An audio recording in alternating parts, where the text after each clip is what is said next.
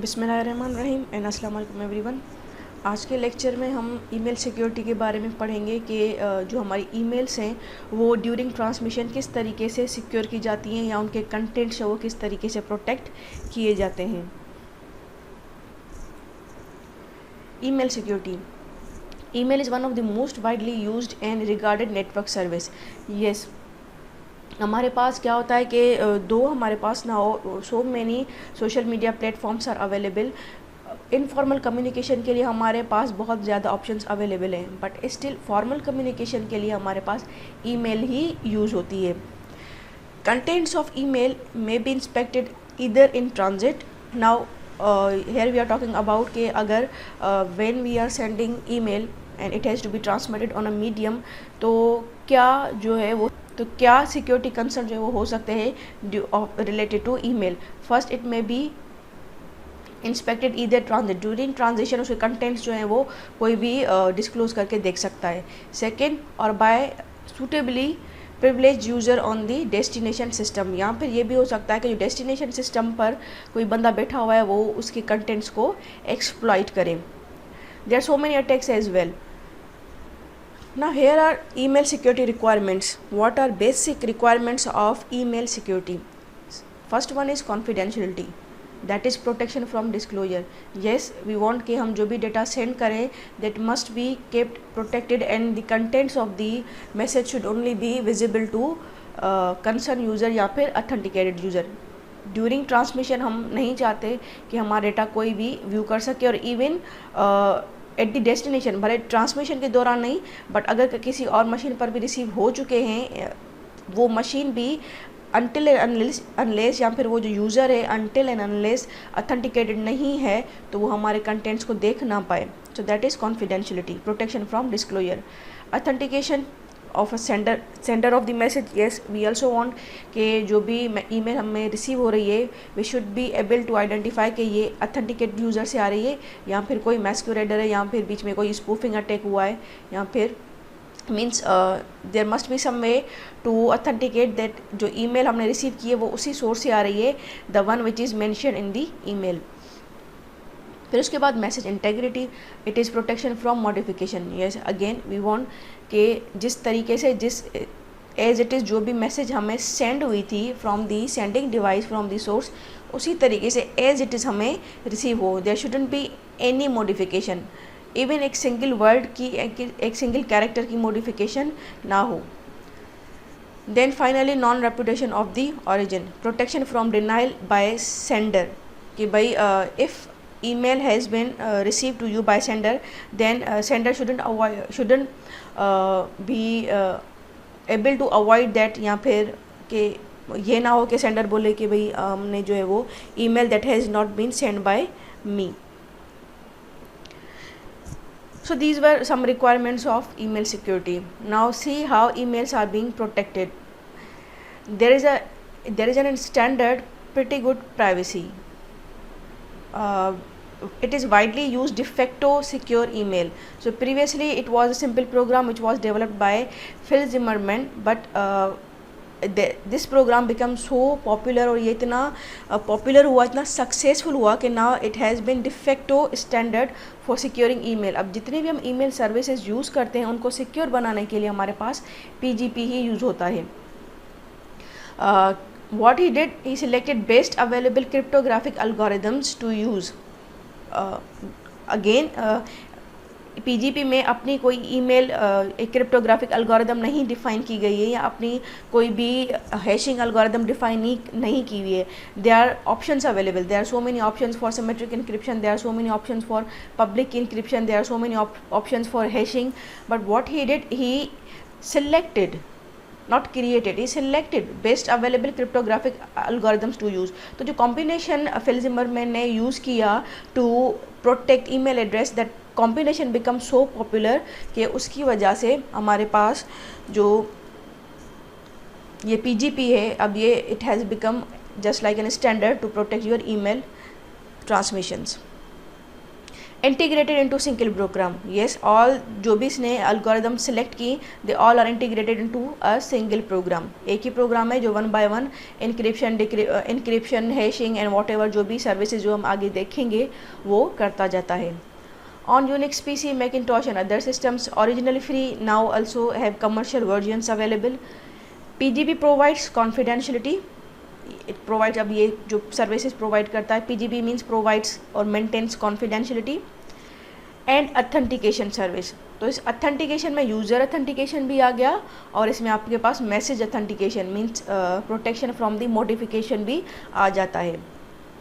That can be used for electronic email and file storage application. So it is not only for the email service but even आप जो है अपनी जो file stores करते हैं उसके लिए भी यूज़ होता है PGP।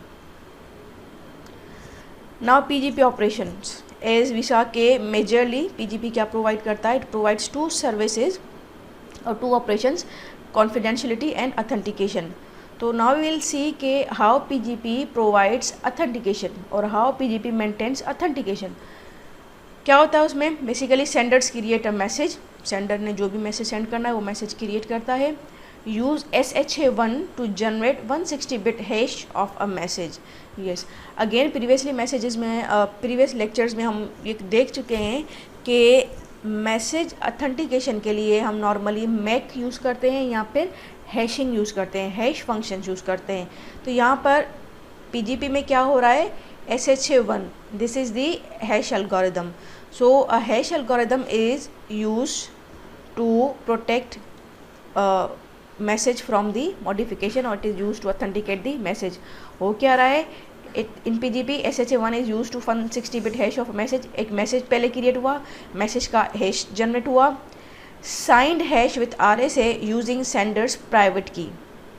अब ये क्या हो रहा है? हैश जनरेट हुआ, हैश जनरेट होता है फॉर द मैसेज अथेंटिकेशन ताकि मैसेज के अंदर कोई भी मॉडिफिकेशन हमें पता चल जाए। एक अथेंटिकेशन हो गई मैसेज की। यूज़र के अथेंटिकेशन के लिए क्या करें? तो यूज़र के अथेंटिकेशन के लिए क्या किया जाता है? यही same hash it is signed with users private की यूजिंग RSA एल्गोरिदम। अगेन पहले हम ये भी डिस्कस कर चुके हैं कि यूज़र अथेंटिकेशन के लिए हमारे पास यूज़ होती हैं डिजिटल सिग्नेचर्स। डिजिटल सिग्नेचर में क्या होता है कि जो भी डेटा है इधर कंप्लीट मैसेज या फिर हैश वो यूज़र की प्राइवेट की से इनक्रिप्ट होता है और हम बोलते हैं this is being signed by a user. तो हम देख रहे हैं वही कि ये जो आपका मैसेज डाइजेस्ट जनरेट हुआ है इसको सेंडर अपनी प्राइवेट की से इनक्रिप्ट कर रहा है और एल्गोरिदम बैकएंड पर कौन सी यूज़ हो रही है? RSA। अगेन हमारे पास बहुत सारे ऑप्शंस अवेलेबल हैं असिमेट्रिक इनक्रिप्शन के। RSA is there, elliptic cryptography is there. तो यहाँ पर कौन सा यूज़ होता है PGP में? RSA। An is attach to the message. Message create हुआ, मैसेज का डाइजेस्ट क्रिएट हुआ, डाइजेस्ट को साइन किया यूज़र की प्राइवेट की के साथ और उस साइंड डाइजेस्ट को अटैच कर दिया विद दी मैसेज। तो ये 3 स्टेप्स होते हैं एट दी सेंडर साइड। यहाँ तक सेंडर ने डेटा अपना काम करके now this will be transmitted over the medium. फिर एट द रिसीवर साइड क्या होगा? रिसीवर, क्योंकि अब रिसीवर के पास एक तो मैसेज आया है बट यूज़र अथेंटिकेशन और मैसेज अथेंटिकेशन के लिए उसको क्या करना है? उसको वो जो हैश कोड है उसको पहले तो उसको वेरीफाई करना है, उसको साइन वेरीफाई करनी है और फिर उसको हैश कोड रिकवर करना है। तो क्या करेगा? The receiver uses RSA, same algorithm यहाँ पर यूज हुई है, विथ सेंडर्स पब्लिक की। जो यहाँ पर उसने हैश को साइन किया था प्राइवेट की के साथ, उसको डिक्रिप्ट करेगा with public key to decrypt and recover the hash code. तो जैसे ही RSA के थ्रू मैसेज डाइजेस्ट को डिक्रिप्ट किया तो अब क्या आ गया रिसीवर के पास? Hash code. फिर receiver verifies received message using hash of it and compares it with decrypted hash code. फिर कंपैरिजन यहाँ तक अगर सक्सेसफुली हो जाता है, आपके पास हैश कोड जनरेट हो जाता है तो सेंडर वेरीफाई हो गया। मैसेज को वेरीफाई करने के लिए क्या होता है कि रिसीवर जो भी मैसेज रिसीव हुआ है उसका हैश जनरेट करता है दोबारा से और जो सेंडर के साइड से मिला था हैश वो उसको लेता है एंड इट कंपेयर्स। अगर दोनों हैश कोड सेम हो गए इट मीन्स मैसेज के अंदर कोई भी मॉडिफिकेशन नहीं हुई है।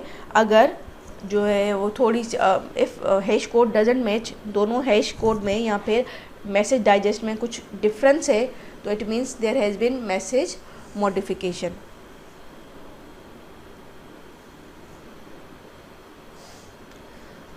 अच्छा, sometime there is a need के we only need authentication, we don't need data confidentiality. हमें सिर्फ ये देखना होता है कि the data which is coming from the user, it we must be able to track the user के this is from the authenticated user. We are not interested कि हमारा डेटा जो है वो प्रोटेक्टेड रहे या वो व्यू ना हो पाए ड्यूरिंग ट्रांसमिशन। इसका एग्जांपल क्या है, whenever we are browsing something, और जब भी हम गूगल का हम एग्जांपल ले लेते हैं कि जब भी हम कुछ सर्च कर रहे होते हैं तो आपने देखा होगा कि हम जो भी टाइप करते हैं वो URL बार में as it is save show हो रहा होता है। इट मीन्स के जो भी हम क्यूरी लिखते हैं, सर्च क्यूरी, वो इनक्रिप्टेड फॉर्म में नहीं जाती है, वो एज अ प्लेन टेक्स्ट ही जाती है। तो यहाँ पर इंक्रिप्शन क्यों नहीं होती है? Because it is not that much needed. हम बहुत सारी चीज़ें ब्राउज़ कर रहे होते हैं, लाइक यू हैव सर्च के slides of network management security, book from William Stallings, and कुछ भी आप जब सर्च कर रहे होते हैं, that data is not so much confidential for you. तो और फिर अगर हर चीज़ को इनक्रिप्ट किया जाए तो दैट विल इससे क्या होगा कि आपके नेटवर्क पर जो है वो थोड़ा बर्डन पड़ेगा, आपके लोकल प्रोसेसर पर भी बर्डन पड़ेगा। तो हर चीज़ जो है वो नीड के हिसाब से की जाती है। If there is a need of confidentiality तो डेटा को इनक्रिप्ट करो, if there is a need of authentication तो डिजिटल सिग्नेचर्स जनरेट करो, हैश कोड जनरेट करो, अदरवाइज जो कुछ ऑपरेशन है उनको स्किप किया जाता है। So if there is a scenario wherever only authentication is needed तो इस तरीके से ऑथेंटिकेशन की जाती है। Then if there is a case जहाँ पर सिर्फ और सिर्फ कॉन्फिडेंशियलिटी रिक्वायर्ड है, वी आर नॉट इंटरेस्टेड कि कुछ यूज़र से ईमेल आ रही है या फिर किस यूज़र की फ़ाइल स्टोर की हुई है, तो सिर्फ कॉन्फिडेंशियलिटी के लिए क्या किया जाता है, in PGP sender generates message and 128 bit random number as a session key. Sender ने जो मैसेज सेंड करना है वो क्रिएट करता है, और अब उस मैसेज को इनक्रिप्ट करने के लिए एक की चाहिए। की कैसे जनरेट हो रही है? It is a random number of size 128 bits. Sender 128 bits का एक रैंडम नंबर जनरेट करता है, और वो जो रैंडम नंबर है that is used as a session key to encrypt that message. Key generate होने के बाद message encrypt message using CAST 128 IDEA और ट्रिपल डैश इन CFB, इसको हम बोलते हैं cipher feedback mode with session key. तो अब फॉर द कॉन्फिडेंशियलिटी या for the encryption of data there are 3 algorithms available, इधर ट्रिपल डैश, इधर आइडिया और इधर कास्ट। की एक दफ़ा ही जनरेट हुई है तो इन तीनों में से कोई भी एक जो है, तो की एक ही दफ़ा जनरेट हुई है और इनमें से कोई भी एक एल्गोरिथम सिलेक्ट करके डेटा को इनक्रिप्ट किया जाता है in CBF mode. CBF mode again क्योंकि ये तीनों हमारे पास ब्लॉक साइफर्स हैं, they are not stream ciphers, तो ये देखना होता है कि किस तरीके से ब्लॉक बाय ब्लॉक इनक्रिप्शन हो। तो this is one of the mode of encryption in block ciphers. Session key encrypted using RSA with recipients public key and attach to a message.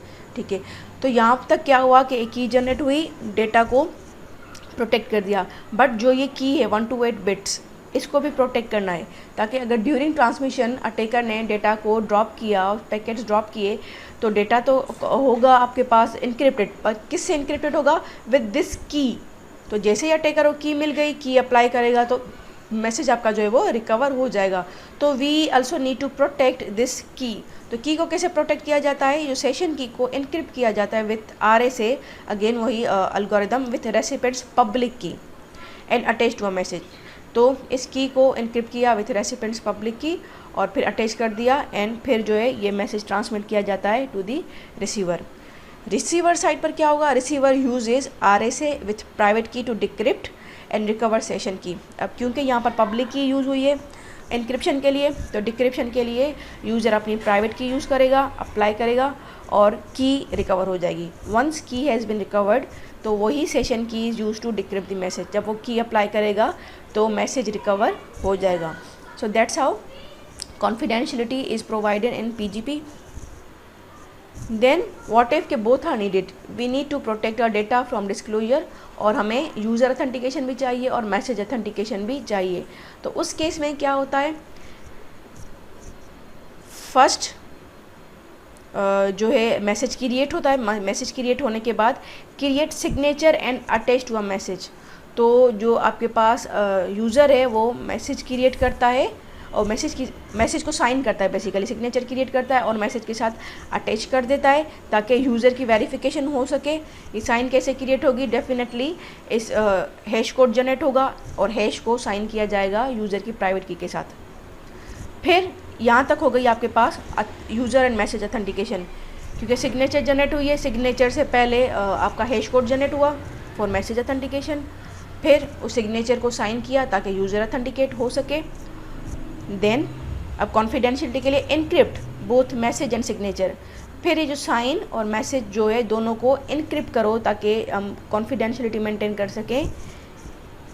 और फिर उसके बाद ज़ाहिर सी बात है यहाँ पर कोई ना कोई सेशन की होगी, सिग्नेचर को प्रोटेक्ट कर दिया, डेटा को प्रोटेक्ट कर दिया, लेकिन स्टिल हमारी सेशन की जो है वो ओपन है। तो सेशन की को प्रोटेक्ट कैसे करेंगे, अटैच RSA इनक्रिप्टेड सेशन की को इनक्रिप्ट करो RSA के साथ और उसको मैसेज के साथ अटैच कर दो। तो यहाँ पर जो इंडिविजुअली हर चीज़ अलग अलग हो रही थी यहाँ पर ये सब चीज़ें कंबाइन होती हैं। एक और चीज़ आप यहाँ पर देखें, यहाँ पर ना हैशिंग हो रही है कॉन्फिडेंशियलिटी में, ना ही digital signature, because we don't need message authentication और यूज़र अथेंटिकेशन। सिमिलरली यहाँ पर आप देखें कोई कहीं पर भी इनक्रिप्शन जो है वो नहीं हो रही है। ये जो इनक्रिप्शन और डिक्रिप्शन ये डिजिटल सिग्नेचर से रिलेटेड है। तो यहाँ पर कोई भी कॉन्फिडेंशियलिटी का कोई स्टेप नहीं है, यहाँ पर कोई यूज़र अथेंटिकेशन का स्टेप नहीं है, बट यहाँ पर जो है वो दोनों कंबाइंड है। Then although this is not requirement related to email security, but still हमारे पास जो नेटवर्क होता है, emails are supposed to be transmitted on a network, तो हमारे पास नेटवर्क की बैंडविड्थ बहुत लिमिटेड होती है। सो वी नीड कि हमारा जो डेटा है हम उसको कंप्रेस करके उसकी साइज़ को जितना हो सके रिड्यूस करके फिर हम मीडिया पर ट्रांसमिट करें ताकि हमारा क्विकली जो है वो रिसीव हो जाए एट दी रिसीवर। तो इसीलिए आपके पास जो PGP है, in PGP compression is also performed. By default PGP compresses message after signing but before encrypting. तो जो आपके पास कंप्रेशन होती है वो कहाँ पर होती है, इस जगह पर सेकेंड स्टेप पर। Once message is created and message has been signed, जब मैसेज साइन हुआ है बट इनक्रिप्ट नहीं हुआ है, तो साइन मैसेज होने के बाद क्या होता है, आपका मैसेज कंप्रेस हो जाता है। वाई, बिकॉज जब हम अगेन इनक्रिप्शन अप्लाई करते हैं और RSA की अटैच करते हैं तो डेटा की साइज़ ऑलरेडी बहुत बड़ी हो जाती है। तो और फिर दूसरा ये होता है, एक तो साइज़ को कम करने के लिए, दूसरा so can store uncompressed message and signature for later verification, कि भाई क्योंकि इनक्रिप्शन के बाद तो डेटा चेंज हो जाता है, उसकी फॉर्म चेंज हो जाती है, बट व्हाट इफ़ हमें कंपेयर करना पड़े कि सिग्नेचर और अनकम्प्रेस्ड मैसेज यूज़र की वेरिफिकेशन के लिए, तो इसलिए क्या होता है कि आपके पास जो कंप्रेशन परफॉर्म होती है वो होती है बिफोर इनक्रिप्टिंग दी मैसेज। और अल्गोरिदम कौन सी यूज़ होती है, use zip compression algorithm. Again there are so many options available for the compression of the message, जैसे हमारे पास जिप है, रार है, टार है, OS है, तो इसी तरीके से PGP यूज़ करती है zip algorithm. Another option in PGP operation is email compatibility. तो ये भी सिक्योरिटी से रिलेटेड नहीं है, बट हमारे पास PGP में ये भी होता है। So when using PGP will have binary data to send. Yes, हमारे पास नॉर्मली बाइनरी डेटा ही होता है। However email was design only for the text, कि आपके पास जो ईमेल सर्विस है it is only able to transmit the printable characters. Printable characters कौन से होते हैं, जो हमारे कीबोर्ड में अवेलेबल होते हैं, अल्फ़ाबेट्स हो गए, नंबर्स हो गए, स्पेशल कैरेक्टर्स हो गए, ऐसी की जिसको हम प्रेस करें और उसका कुछ इन रेस्पॉन्स कुछ हमें प्रिंट होता हुआ कुछ विजिबली नज़र आए। बट इट्स नॉट, लेकिन हमारे पास ये कि जब हम टोटल ASCII कैरेक्टर्स की बात करते हैं, टोटल यूनिकोड्स की बात करते हैं, तो यूनिकोड तो हमारे पास 65,536 है, बट हमारे पास कीबोर्ड में कितनी कीज़ है, कम है। बट यूनिकोड में अगेन आपके पास बाकी लैंग्वेजेस के भी ऑप्शंस होते हैं, आप कीबोर्ड चेंज करेंगे तो की रेंज बड़ी हो जाएगी। बट कहने का मकसद ये है कि email service only able to transmit printable characters, but हमारे पास सारे के सारे प्रिंटेबल कैरेक्टर्स नहीं होते हैं। तो इस चीज़ को ओवरकम करने के लिए क्या किया जाता है कि after encrypting of the message, अगर ये देखा जाए कि output is not in a printable characters, तो उसको प्रिंटेबल कैरेक्टर्स में कन्वर्ट किया जाता है। इवन चेक नहीं किया जाता, जैसे इंक्रिप्शन हुई उसके बाद सारे के सारा जो भी आउटपुट आया, जो भी आपके पास साइफर टेक्स्ट है, उसको प्रिंटेबल कैरेक्टर्स में कन्वर्ट करके फिर ही मीडियम पर ट्रांसमिट किया जाता है। यहाँ पर क्या लिखा हुआ है, hence PGP must encode raw binary data into printable ASCII characters, कि आफ्टर इंक्रिप्शन जो भी आपके पास बाइनरी वैल्यू जनरेट हुई है, जैसे अगर हम ज़ीरो बोलें तो ज़ीरो से रिलेटेड कोई भी प्रिंटेबल कैरेक्टर नहीं है, तो अब इस ज़ीरो को हमें कुछ इस तरीके से चेंज करना है कि वो प्रिंटेबल कैरेक्टर में कन्वर्ट हो जाए। तो इस चीज़ को ओवरकम करने के लिए क्या होता है पीजीपी में, पीजीपी यूजेस रेडिक्स 64 एल्गोरिदम। अब इस रेडिक्स 64 एल्गोरिदम को आप जो एक कैरेक्टर कोडिंग स्कीम टाइप भी कह सकते हैं, कि इसके थ्रू आप जितने भी नॉन प्रिंटेबल कैरेक्टर्स हैं उनको प्रिंटेबल कैरेक्टर्स में कन्वर्ट कर सकते हैं या फिर इनकोड कर सकते हैं। प्रोसेस क्या होता है, it maps 3 bytes to 4 printable characters. इसका एग्जाम्पल हम आगे चल के करते हैं तो आपको समझ में आ जाएगा। Also appends CRC, PGP also segments message if two bit। अब सेगमेंटेशन भी होती है। तो इन कंक्लूजन या फिर फाइनली हमारे पास कितने ऑपरेशंस हो गए पीजीपी में, पीजीपी में कॉन्फिडेंशियलिटी भी होती है, ऑथेंटिकेशन भी होती है, देन मैसेज कंप्रेशन भी होती है, मैसेज कंपैटिबिलिटी को मेंटेन करने के लिए मैसेज इनकोडिंग भी होती है, and then finally message segmentation भी होती है। तो अब हम ये देख लेते हैं किस तरीके से ये होता है, how 3 bytes are mapped into 4 printable characters, या फिर रेडिक्स 4 किस तरीके से काम करती है। तो सबसे पहले एक टेबल है, देयर इज अ टेबल, क्योंकि रेडिक्स 64 है तो it has 64 characters starting from 0 to 64। अब आप यहाँ पर देखें 0 के इक्वल क्या है, कैपिटल है, 1 is capital P, 2 is capital C, इसी तरीके से 32 is small g। So these are not ASCII characters, these are not Unicodes, ये अलग ही एक कोडिंग स्कीम है जिसको हम 64 रेडिक्स 64 बोलते हैं। अब ये काम किस तरीके से करती है, बैकएंड पर ये टेबल रेफर होती है और यहाँ पर सपोज एक मैसेज है, suppose the email message is new NEW, ठीक है, ये एक ईमेल मैसेज कोई सेंड कर रहा है। तो आस्की में इसका कुछ इस तरीके, this is equal to N, this is ASCII code of N, this is ASCII code of E and this is for the W।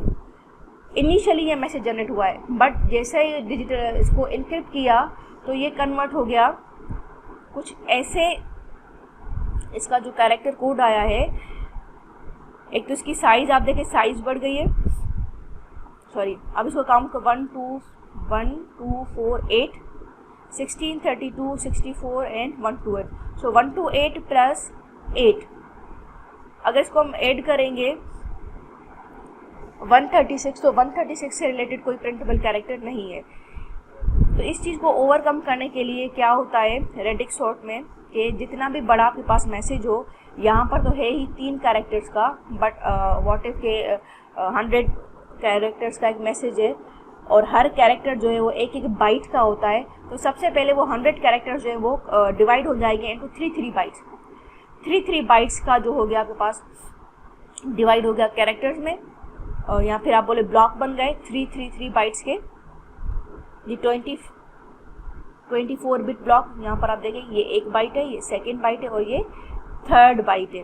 Okay, तो ये 3 बाइट्स पहले अलग हो गए मैसेज में से, यहाँ पर तो मैसेज है ही 3 कैरेक्टर का, बट सपोज बड़ा है। फिर क्या होता है, ये जो आपके पास 24 बिट्स हैं या 3 बाइट्स हैं, ये डिवाइड हो जाता है 4 पोर्शंस में, ईच विथ 6 बिट्स, 1 2 3 4 5 6, अगेन 1 2 3 4 5 6, इसी तरीके से ये भी 6 और इसी तरीके से ये भी 6। अगर हम इनको काउंट करें कितने बिट्स है, 8 16 एंड 24, ये भी 24 है। इनको अगर हम काउंट करें 6, 12, 18, 24, वही सेम बिट्स है, बट डिवीजन का डिफरेंस है। यहाँ पर आपके पास 8 8 के पेयर में डिवाइडेड है, लाइक बाइट जो इसकी साइज़ होती है, और यहाँ पर सेम बिट्स है वो 6 6 के हिसाब से डिवाइडेड है। फिर जब हमारे पास आ गया तो इसको कन्वर्ट करो, this is equal to 36, this is equal to 25, this is equal to 38 and this is equal to 8। हमारे पास नंबर आ गया। अब हम देखेंगे 8 के इक्वल कौन सा कैरेक्टर है, 38 के इक्वल कौन सा है, 25 के कौन सा और 36 के कौन सा। तो सी यहाँ पर 36 है जिसको रिप्लेस किया गया है विथ स्मॉल के। सी यहाँ पर वही 36 is equals to small k. 25 is equals to capital Z, यहाँ पर हमने देखा तो वही 25 एंड कैपिटल Z। तो इस तरीके से आप जो है वो इन PGP जो भी आपके पास नॉन प्रिंटेबल कैरेक्टर्स हैं उनको प्रिंटेबल कैरेक्टर्स में कन्वर्ट किया जाता है यूजिंग रेडिक्स 64 कन्वर्जन, और फिर उसके बाद उसको ट्रांसमिट किया जाता है over a medium.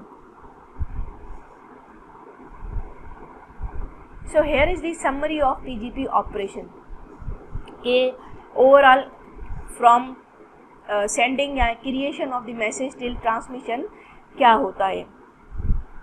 So X file, first file और मैसेज इज क्रिएटेड, फाइल का नाम है X। If authentication is required, तो सबसे पहले क्या होता है ऑथेंटिकेशन, सबसे पहले आपके पास जो है वो इंक्रिप्शन नहीं होती है, कॉन्फिडेंशियलिटी को नहीं चेक किया जाता या मेंटेन नहीं किया जाता। तो अगर ऑथेंटिकेशन नीडेड है, एक सेकेंड,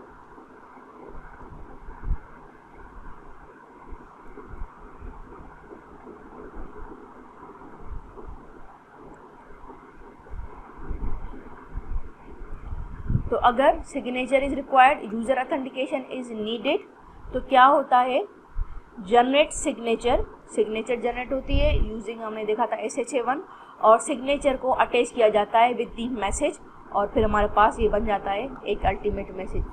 X ओनली फाइल, पहले सिर्फ मैसेज था, अगर सिग्नेचर रिक्वायर्ड है तो सिग्नेचर जनरेट होती है, मैसेज के साथ अटैच होती है, और फिर वो मैसेज हमारे पास विद सिग्नेचर आ जाता है। If signature is not required, signature नहीं है तो ये स्टेप नहीं होगा, फिर डायरेक्टली क्या हो जाएगा मैसेज कंप्रेस, ये हमने देखा था कि कंप्रेस होने के बाद ही आपकी इंक्रिप्शन होती है। कंप्रेस हुआ, कंप्रेशन के लिए कौन सी एल्गोरिथम यूज होती है, zip, so Z of X, तो हमारे पास ये आ गया जिप मैसेज। फिर चेक होता है इफ कॉन्फिडेंशियलिटी इज रिक्वायर्ड, अगर कॉन्फिडेंशियलिटी नीडेड है तो फिर एनक्रिप्ट की, अच्छा यहाँ पर हम ये देख लेते हैं कि क्या हो रहा है। सबसे पहले ये जो X है, ये जो मैसेज है X जो यहाँ पर ये कंप्रेस होकर हमारे पास आया है, इसको इनक्रिप्ट किया जा रहा है विथ सेशन की। अब इंक्रिप्शन के लिए यहाँ पर IDR, ट्रिपल डैश जो भी इंक्रिप्शन एल्गोरिथम यूज हो, बट सेशन की से इनक्रिप्ट किया इस मैसेज को, ठीक है। इस सेशन की को यहाँ पर सेशन की दोबारा से लिखा है, सेशन की को इनक्रिप्ट किया है विथ पब्लिक की ऑफ द रिसीवर। यहाँ पर B लिखा हुआ है, मीन्स आपके पास रेसिपेंट को रेफर करता है, A मीन्स सेंडर। तो वही चीज़ जो हम पहले थ्योरेटिकली पढ़ कर आए थे कि मैसेज को हम इनक्रिप्ट करते हैं विथ 1 to 8 बिट ऑफ की, और सेशन की को हम प्रोटेक्ट करते हैं विथ पब्लिक की ऑफ द रेसिपेंट्स। तो वही चीज़ डेटा को इनक्रिप्ट किया, पब्लिक की सेशन की को इनक्रिप्ट किया, और फिर हमारे पास आ गया है इनक्रिप्टेड मैसेज। फिर उसके बाद अगर नीडेड नहीं है तो फिर डायरेक्टली क्या हो जाएगा कन्वर्जन हो जाएगी। अगर यहाँ पर कॉन्फिडेंशियल नीडेड है तो यहाँ पर ये हमारे पास इंक्रिप्शन होगी, अगर नहीं है तो फिर क्या हो जाएगा हमारे पास ये होगी रेडिक्स सॉर्ट कन्वर्जन। उसके बाद ये होता है हमारे पास ट्रांसमिट ओवर दी मीडियम। अब ये जो पोर्शन है ये सेंटर साइड का है, सेंटर साइड पर यहाँ पर हमारे पास काम हो चुका है। अब जब रिसीवर रिसीव करेगा तो सबसे पहले वो क्या करेगा, it convert the receive data from जो भी है उसका फॉर्मेट यूजिंग या रेडिक्स 64 जो इसका फॉर्मेट है उसमें से कन्वर्ट करेगा। तो ये चीज़ अगेन हमें पता होनी चाहिए कि सेंडर साइड पर जो भी ऑपरेशन होते हैं, like this is 1 operation, this is 2, 3, 4, 5, तो रिसीवर साइड पर वो रिवर्स में होते हैं। अगर यहाँ पर आखिर में आपके पास रेडिक्स 64 कन्वर्जन हुई है तो रिसीवर साइड पर सबसे पहले आपका डेटा जो है वो कन्वर्ट होगा फ्रॉम दिस फॉर्म। तो यहाँ पर देखें बिल्कुल लास्ट में कन्वर्जन हो रही है, हमें यहाँ पर बिल्कुल स्टार्ट में कन्वर्ट करना है। तो this is the radix for message 64 message. इस पर जब अप्लाई किया तो हमें मैसेज आ गया। फिर अगर कॉन्फिडेंशियलिटी की हुई थी तो फिर येस, इफ़ येस तो डिक्रिप्ट करो। यहाँ पर हम देखते हैं कि सबसे पहले तो की को रिकवर करना है, ठीक है। तो की जो कि इनक्रिप्ट की गई थी यूज़र के पब्लिक की के साथ, अब आप देखें PR ऑफ B मतलब प्राइवेट की। ये जो रिसीवर है अपनी प्राइवेट की अप्लाई करेगा इस सेशन की को, तो इसके पास आ जाएगी ये सेशन की आ गई है। अब इस की को अप्लाई करो ऑन X, यहाँ पर लिखे D लिखा हुआ है। यूज़र के पास क्या पहुँचा है, इनक्रिप्टेड मैसेज, ई लिखा हुआ इनक्रिप्टेड मैसेज है, और यूज़र अपनी प्राइवेट की के साथ PR मीन्स प्राइवेट के साथ उसको D मतलब डिक्रिप्ट कर रहा है। तो जैसे ही प्राइवेट की के साथ डिक्रिप्ट किया, सेशन की आ गई। फिर अब सेशन की को अप्लाई करना है ऑन मैसेज। तो ये मैसेज और जो कि पहुँचा क्या था, ये वाला, यहाँ से आप देखें ये EKSX, ये यहाँ पर पहुँचा है EKSX, यहाँ पर पहुँचा है। इस चीज़ को सेशन की अप्लाई करते हुए रिसीवर डिक्रिप्ट करता है। तो जैसे ही डिक्रिप्ट किया तो आ गया मैसेज। फिर क्या होता है, डिकम्प्रेस होता है मैसेज, वही आपके पास यूजिंग जिप एल्गोरिथम। एंड अगर सिग्नेचर रिक्वायर्ड थी तो फिर strip signature from X and verify the signature. तो सिग्नेचर को गेट करेगा और फिर जो भी हमारे पास प्रोसेस होता है कि मैसेज का हैश जनरेट करो और फिर उसको कंपेयर करो। तो यहाँ तक हमने PGP में ऑपरेशंस की समरी देखी है, कौन कौन से ऑपरेशंस होते हैं PGP में। And this is the summary of algorithms कि कौन सी अल्गोरिदम्स यूज़ होती हैं in PGP। So for digital signature यहाँ पर हम देख सकते हैं कि there is option of DSS and SHA और RSA and HSA। Digital signature के लिए हैश कोड जो है वो इससे जनरेट होगा और जो सिग्नेचर है वो इस एल्गोरिथम से होगी, या फिर SHA फॉर हैशिंग और DSS for the signature. Description भी लिखी हुई है, यहाँ पर देख लेते हैं हम। Hash code of a message is created using SHA-1। This message digest is encrypted using DSS और RSA with senders private key and included with the message. तो वही चीज़ जो पहले हमने डिफाइन की। Then for the message encryption हमारे पास सिमेट्रिक ब्लॉक साइफर्स यूज़ होती हैं। ऑप्शन है कास्ट और आइडिया और ट्रिपल डैश विथ डिफहेलमैन और RSA।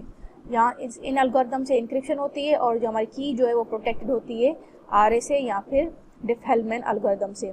A message is encrypted using CAST 1 to 8 और आइडिया और triple DES with one time session key generated by sender. ये हमने पहले देखा था कि 1 to 8 बिट की रैंडम की जनरेट होती है। The session key is encrypted using Diffie-Hellman और RSA with the recipient's public key and included with the message. Again ये भी हम पहले डिस्कस कर चुके हैं। Then compression के लिए zip algorithm यूज़ होती है and email compatibility के लिए हमारे पास Radix conversion यूज़ होती है। So this was end of today's lecture। आज के लेक्चर में हमने PGP के बारे में पढ़ा कि उसकी रिक्वायरमेंट्स क्या हैं और कौन कौन से ऑपरेशंस होते हैं। बट एज वी सॉ के यहाँ पर PGP में डिजिटल सिग्नेचर्स भी यूज़ हो रही हैं, इंक्रिप्शन भी यूज़ हो रही है एंड देन हैशिंग भी यूज़ हो रही है। तो एवरी कंपोनेंट रिक्वायर्स अ की। तो की मैनेजमेंट अभी हमने यहाँ पर डिस्कस नहीं किया कि हाउ कीज़ आर डिस्ट्रीब्यूटेड और keys are managed in PGP।